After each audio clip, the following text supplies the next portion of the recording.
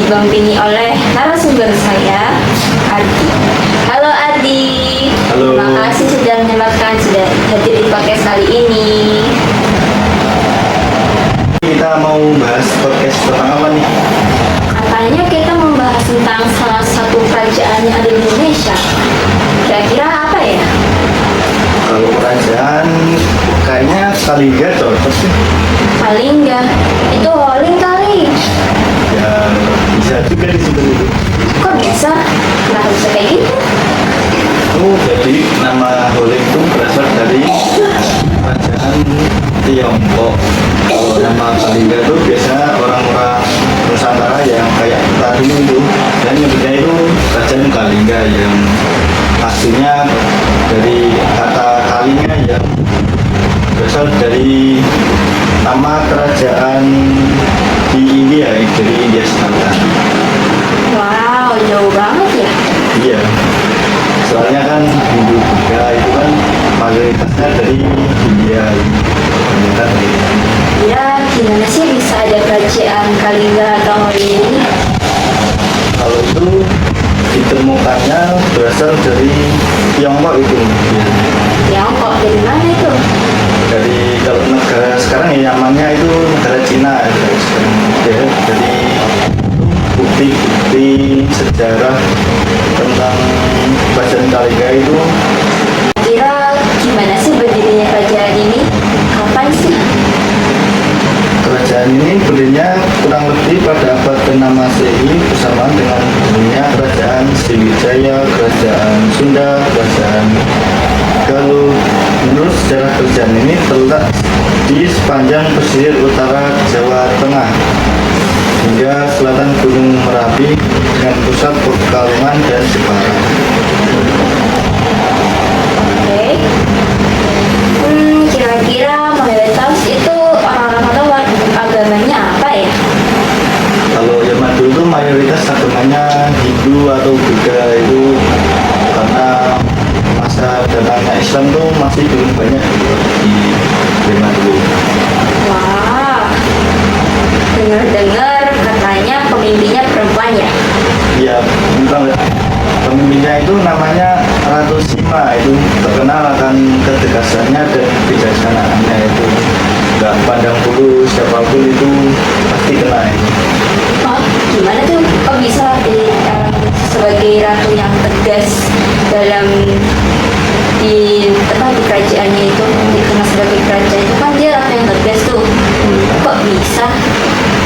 Oh, jadi itu Ratu Sima itu pernah ngadain apa ya, sebuah tes kejujuran lah itu. Tes kejujuran?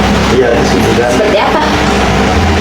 Dulu tuh ceritanya Ratu Sima itu ngumpulin bongkahan emas yang ditaruh di tengah jalan. Itu buat tes rakyatnya itu pada jujur apa enggak itu.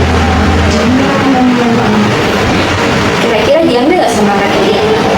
Kalau sama rakyatnya sih, kalau sama rakyatnya sih enggak diambil. Tapi ada satu anggota kerajaan yang malah ngambil. Nah, kenapa rakyatnya nggak ngambil? Kok malah jadi anggota kerajaan? Siapa ya? Itu karena nggak sengaja itu aslinya itu.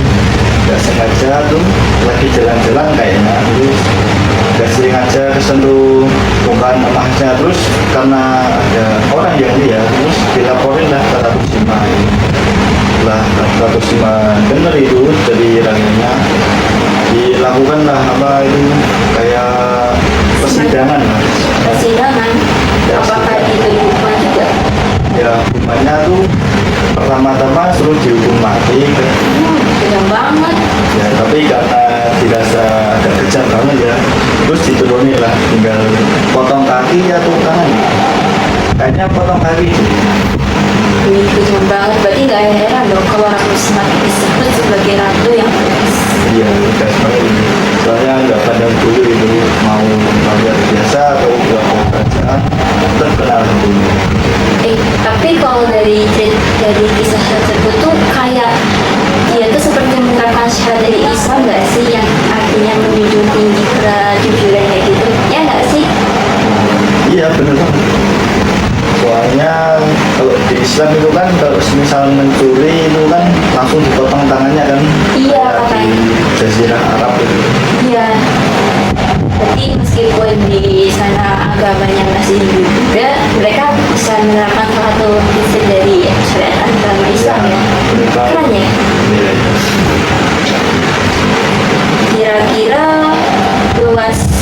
di wilayahnya tuh bisa sebanyak apa sih?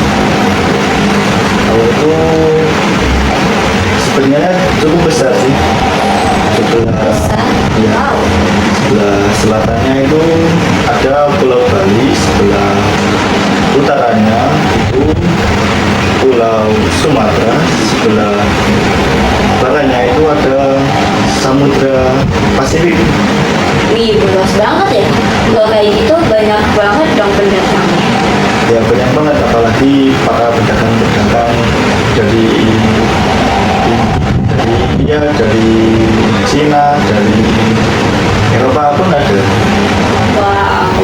Kira-kira ada saingannya nggak sih kalau kayak gitu? Oh kalau itu pasti ada dong, kerajaan yang itu kayak kerajaan Sriwijaya itu. Sriwijaya itu kerajaan yang katanya terkenal sama distribusi airnya nggak sih?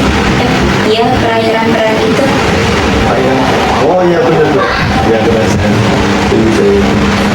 Tapi kalau kerajaan Sriwijaya itu malah apa ya, menaklukin kerajaannya Ratu Sima ya. Hah, kok bisa? Apakah dia menyerang kerajaan? Yang invasi Invasi? Bagaimana caranya? Bunda itu nyerangnya waktu pada konflik internal di kerajaan Galinga, yaitu perebutan tahta anak-anaknya. Jadi kerajaan Sriwijaya itu manfaatin momen itu buat menyerang kerajaan Galinga. Ya, Oh iya, wow, keren juga ya. Jadi ternyata selama ini kerajaan Sriwijaya itu disebut kerajaan agraris tuh karena berhasil menginvasi kerajaan Kaliga yang awal tuh jalur perdagangan internasional ya Ya. di lautan. Ya itu emang murah nggak sih di kerajaan-kerajaan dimana mereka tuh saling menyerang untuk mendapatkan wilayahnya yang subur-subur gitu kan. nah iya betul. Itu kayak perang sekarang nggak sih? Oh yang di Iran sama Amerika Serikat itu ya? Mirip ya? Kurang lebih mirip kan? Jadi itu kalau Amerika sama Iran kan itu tentang jalur perdagangan juga kan, sama kayak yang di kerajaan Kaliga dengan Sriwijaya ya. Nah, kira-kira Ratu Sima wafatnya kapan?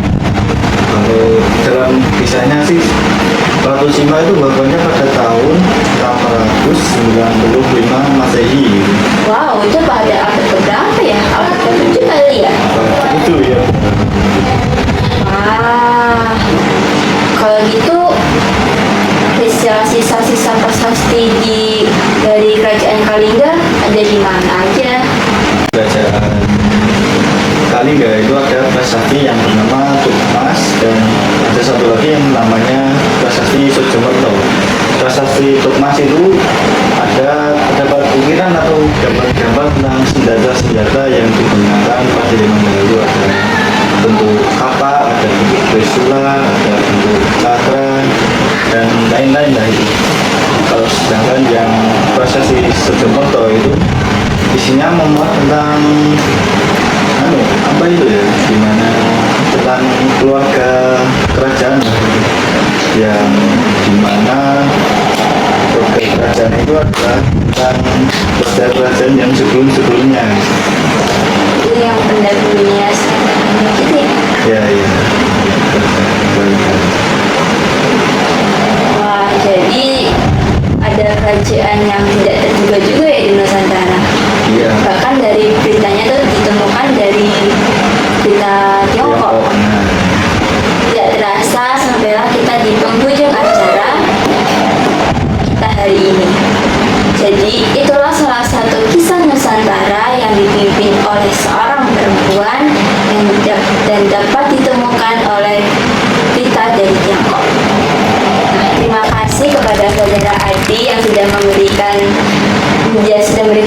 cerita tentang kisah tersebut dan menjadi narasumber hari ini. Dan teman-teman sekalian yang sudah menyaksikan tentang podcast kali ini. Untuk saya sekian dan sampai jumpa lagi di podcast saya lain kali.